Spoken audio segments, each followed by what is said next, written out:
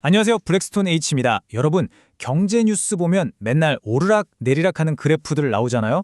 오늘 바로 그 그래프 뒤에 숨은 진짜 주인공, 비즈니스와 경제를 움직이는 핵심 함수들을 싹 다 파헤쳐 보겠습니다. 와, 직선, 포물선, 저렇게 하늘로 솟는 곡선까지 다 제각각 생겼는데 이들의 공통점이 대체 뭘까요?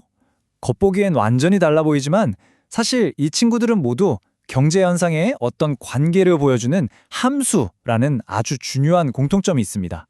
오늘 바로 이 그래프들의 진짜 정체를 알아보죠. 자, 그럼 시작해 볼까요? 모든 분석의 출발점, 바로 다항함수입니다.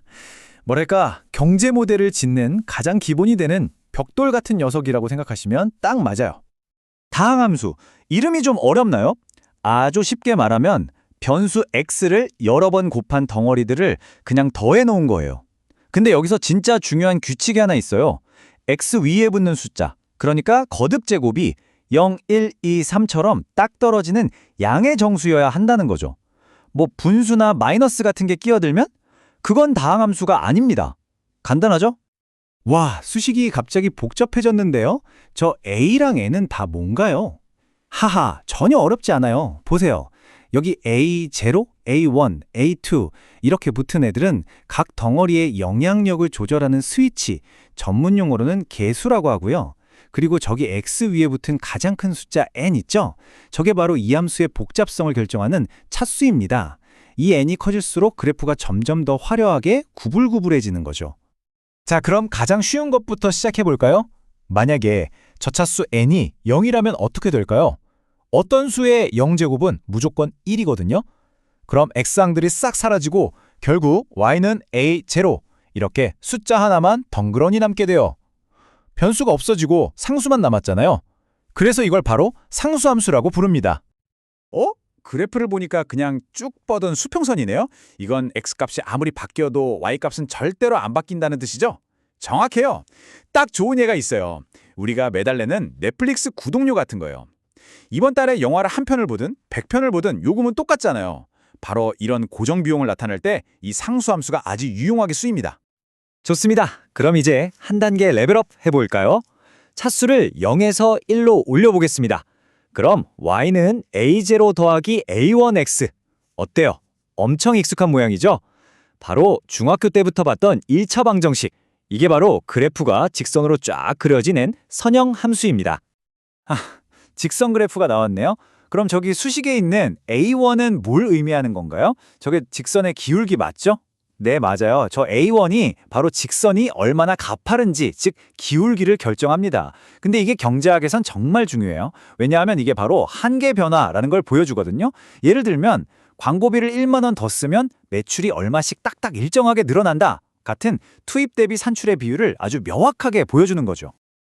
자, 이제 좀 더 재밌어집니다. 딱딱한 직선의 세계를 떠나서 부드러운 곡선을 만나볼 시간이에요. 차수를 2로 높이면 2차 함수, 3으로 높이면 3차 함수가 되는데 바로 이때부터 그래프가 아주 예술적으로 휘기 시작합니다. 와, 왼쪽은 우리가 흔히 아는 U자 모양 포물선이고 오른쪽은 S자 모양이네요. 눈으로 보기에도 확 다른데 가장 큰 차이점이 뭐예요? 핵심은 구부러지는 횟수예요. 2차 함수는 딱 한 번만 휘어서 저렇게 최저점이나 최고점을 만들죠. 반면에 3차 함수는 최대 2번까지 휠 수 있어서 더 복잡한 움직임을 표현할 수 있어요. 예를 들면 생산 비용이 처음엔 줄어들다가 어느 순간부터 다시 늘어나는 현상은 2차 함수로, 경제가 호황과 불황을 오가는 경기 순환 같은 건 더 복잡한 3차 함수로 표현할 수 있는 거죠. 자, 그럼 다음 선수 모셔보겠습니다. 이번엔 함수가 분수꼴을 하고 있는 경우 바로 유리함수에 대해서 알아볼게요. 유리함수, 정의를 보니까 두 다항식의 비율로 표현되는 함수라고 되어 있네요. 그럼 그냥 다항식 나누기 다항식, 이런 분수 모양이란 뜻인가요? 빙고! 정확합니다. 그래서 이름이 유리함수인 거예요. 영어로 rational function인데 이게 이성적인이란 뜻이 아니라 비율, 즉 ratio에서 온 말이거든요. 이 그래프는 모양이 진짜 특이하죠. 잘 보세요. 곡선이 조기축에 계속 다가가는데 닿을 듯 말 듯 절대 닿지는 않아요. 이 닿을 수 없는 선을 우리가 점근선이라고 부르는데 이게 바로 유리함수의 시그니처입니다. 경제학에서는 이걸 언제 쓰냐면요. 예를 들어 공장에서 물건을 아무리 많이 만들어도 평균 생산 비용이 특정 금액 밑으로는 절대 안 떨어지는 그런 한계를 보여줄 때 아주 유용하게 쓰이죠. 자, 이제 대망의 마지막 주자들입니다. 경제학에서 성장과 한계를 이야기할 때 절대로 빼놓을 수 없는 두 함수, 바로 지수함수와 로그함수를 만나보겠습니다. 와, 두 그래프 모양이 진짜 극과 극이네요. 왼쪽은 끝도 없이 하늘로 솟구치는데 오른쪽은 확 치고 올라가다가 점점 힘이 빠지는 느낌이에요. 이 둘은 대체 어떤 차이가 있는 거죠? 아주 예리하게 보셨어요. 이 둘은 서로를 비추는 거울, 수학적으로는 역함수 관계라고 해요. 지수함수는 변수 x가 저 위 지수 자리에 있잖아요. 그래서 시간이 지날수록 성장 속도가 점점 더 빨라지는 우리가 아는 복리 이자나 인구 증가 같은 폭발적인 성장을 모델링할 때 쓰이고요. 반대로 로그 함수는 처음에는 효과가 엄청나다가 갈수록 그 효과가 줄어드는 현상 있죠.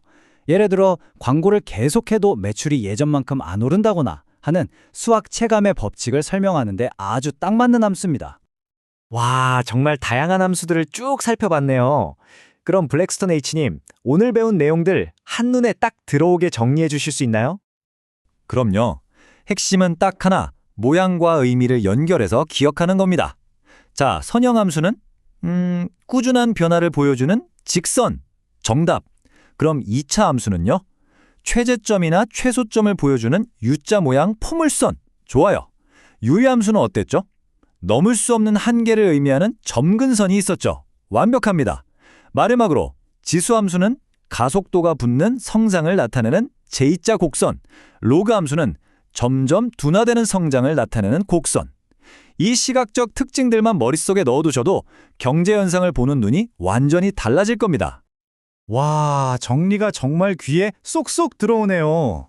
결국 이 단순해 보이는 선과 곡선들이 복잡한 세상을 이해하고 예측하게 해주는 강력한 언어였군요. 바로 그겁니다. 이 기본적인 모양들을 알아보는 것, 그게 바로 수학으로 세상을 읽어내는 첫걸음이죠. 자, 그럼 마지막으로 여러분께 질문 하나 던져보겠습니다. 오늘 배운 이 함수들로 여러분은 어떤 경제 현상을 예측해보고 싶으신가요? 오, 좋네요. 예를 들어 주가 변동이나 새로 나온 스마트폰의 시장 점유율 변화 같은 건 어떤 함수로 설명할 수 있을지 한번 생각해 보시는 것도 재밌겠네요. 오늘 저희가 준비한 내용은 여기까지입니다. 함께 해주셔서 감사합니다.